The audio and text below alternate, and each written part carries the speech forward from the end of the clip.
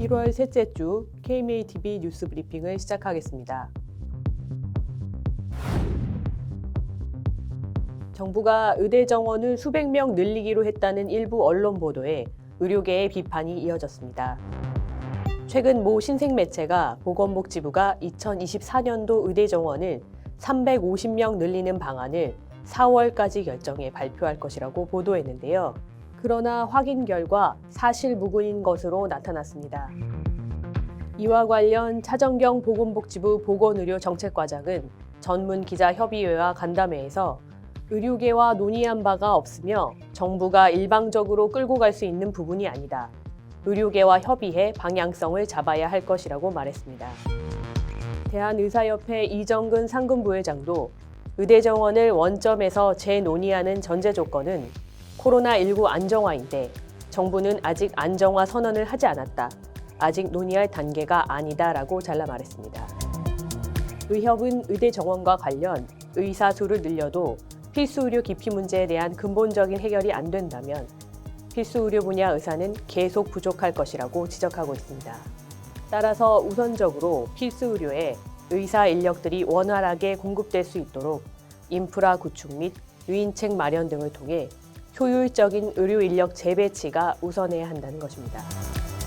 특히 무분별하게 의대 정원을 증원할 경우 인구 감소 대비 늘어난 의사로 인해 오히려 의사 인력 수도권 쏠림과 소위 인기과라 하는 비필수 의료 집중은 더욱 심각해지고 국민 의료비의 급격한 증가로 의료 체계 전반에 위협이 될 것이 자명하다는 점을 지속적으로 경고하고 있습니다.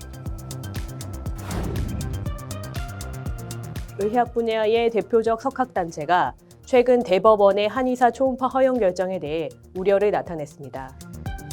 대한민국 의학한림원은 의료계 우려에도 불구하고 지난해 4월 한의사를 정의원으로 받아들인 바 있는데요. 그런 한림원도 이번 대법원의 결정이 의료의 전문성을 이해하지 못한 잘못된 판결이라고 평가했습니다.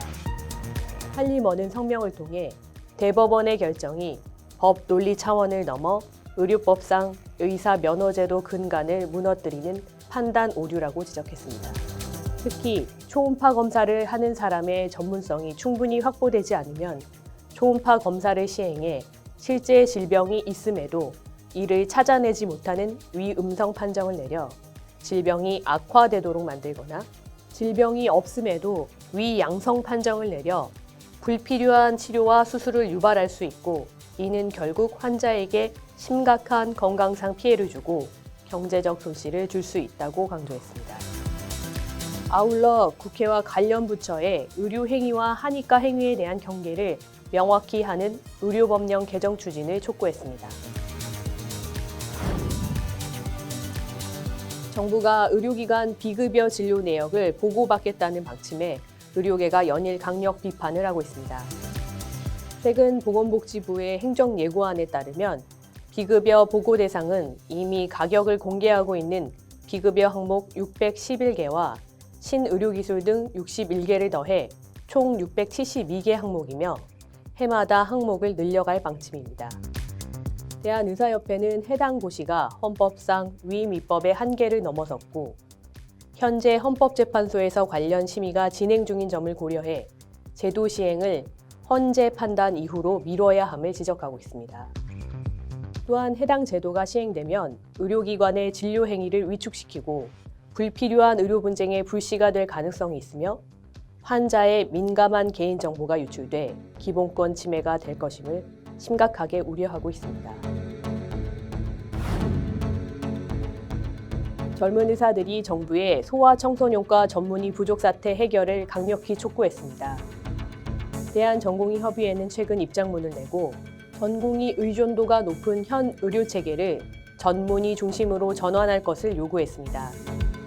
대안으로는 단위 환자당 전문의 추가 채용과 그와 연계한 차등수가를 지급하고 특히 환자 안전을 위해 현행 전공의 36시간 연속근무 허용 기준을 24시간으로 제한해야 한다고 강조했습니다. 의료계가 지속적으로 호소해온 소아청소년과의 붕괴 위기가 닥쳐오자 정부와 산하단체들이 대책 마련에 고심하고 있습니다. 건강보험심사평가원은 최근 연구 용역 보고서를 통해 수년 사이 소청과에 지원하는 전공의 수가 급격히 감소해 대학병원 소청과 입원 진료를 유지하고 있던 주요 인력 인프라가 붕괴된 상태며 특히 어린이병원 위기의 가장 큰 원인은 모병원에 소속된 형태의 운영 구조이고 행위별 수가로 인한 만성 적자도 어려움을 가속화시키고 있다고 진단했습니다.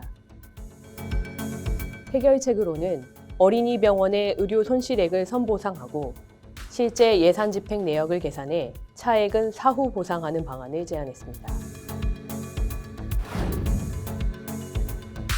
그럼에도 소아응급의료의 높은 수준 유지를 위한 의료계의 힘겨운 노력이 이어지고 있습니다. 대한소아응급의학회는 최근 대한의학회로부터 기존 1년이던 소아응급의학 세부전문의 인증 자격 부여 권한을 5년으로 연장받았습니다. 세부전문의 자격 응시를 위해서는 전문의 자격 취득 후 학회가 지정한 소아응급의학 수련병원에서 최소 1년 이상 전임의로 수련받거나 해외에서 세부전문의 응시 요건에 부합하는 전임의 수련을 받아야 합니다. 또 전임의 수련 기간 중 소아응급의학계 인정 연수교육을 30평점 이상 수료해야 하고 세부전문의 교육을 1회 이상 받아야 하며 소아 전문 소생술 실시자나 교육자 수료증을 소지해야 합니다. 연봉을 3억 원 넘게 주겠다는데도 왜 의사들이 공공의료기관에 지원하지 않을까요? 최근 한 매체는 경남 산청군 보건의료원이 의사 채용에 연봉을 3억 7천만 원까지 공고했지만 단 한 사람의 지원자도 없었다고 보도해 논란이 일었습니다. 이에 대해 대한의사협회 우봉식 의료정책연구소장은 요구하는 전문의의 경력과 수준에 비해 부풀려 보도한 세전 연봉이고 근무 형태는 연간 365일, 주중과 주말, 공휴일 야간콜을 받는 조건으로 더욱이 개인 사업자 등록과 손해보험 가입을 강제화해 의료 사고나 의료 분쟁이 발생할 경우 기관의 중재나 보호 없이 개별 의사가 전담토록 방임하는 식이라며 비현실성과 무책임성을 비판했습니다. 정부가 조만간 필수의료 종합대책을 발표할 예정인데 대한전공의협의회가 대책안의 실효성을 높일 것을 요구했습니다. 대전협은 최근 기고문을 통해 전문의 채용을 통해 지탱할 상급 종합병원의 진료 영역을 전공의 착취로 때우는 행태가 여전하다며 전공의의 과도한 근무 행태를 지적했습니다. 또한 전공의에 대한 교육 수준은 높이고 근무 부담은 줄이기 위해 상급 종합병원 등 수련병원에 단위 환자당 전문의 기준을 설정하고 전문의 채용 현황에 따른 차등 수가를 지급하며 전공의 연속 근무 시간을 24시간 이하로 제한하는 등의 근로조건 개선안을 제시함과 동시에 이를 실현하기 위한 정부의 직접적인 재정 지원이 필수적임을 지적해오고 있습니다.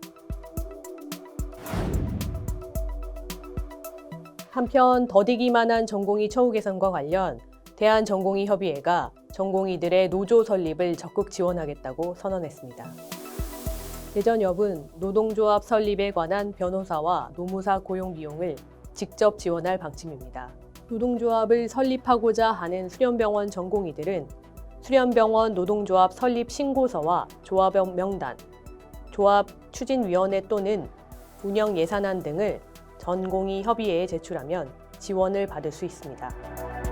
대전협은 전공의 노조를 설립함으로써 수련병원과의 교섭과 쟁의행위를 통해 전공의 근무시간 단축을 위한 전문의 중심의 진료체계 구축과 초과근무 수당 지급, 진료 현장 안전 확보 등 근로환경 개선을 주장해 관철할 수 있을 것으로 보고 있습니다. 최근 특정 매체가 새해 들어 의사 조력 자살을 존엄사와 관련한 토픽으로 다루었지만 자살률 최상위 국가인 한국의 의료계를 비롯한 법조계의 비판적 시각도 여전합니다. 현행 법체계에서는 안락사에 해당하는 의사 조력 자살 도입 논의 자체가 모순적이라는 학계의 지적인데요. 단국대 법학과 이석배 교수는 최근 한국의료법학회지에 기고한 글을 통해 의사 조력 자살은 직접적으로 자살할 권리를 인정하는데 현재 환자의 자기결정권에는 자살할 권리가 포함되지 않는다면서 존엄하게 죽을 권리는 연명의료를 거부하면서 발생하는 반사효과이지 법적 권리가 아니다라고 밝혔습니다. 이어 자살은 법적으로 개입하거나 처벌의 대상이 아니지만 다른 사람의 자살에 관여한 의사는 처벌을 받는다면서 연명으로 거부권을 인정하는 환경을 만드는 것부터 논의를 시작해야 한다고 강조했습니다. 이것으로 뉴스 브리핑을 마치겠습니다. 감사합니다.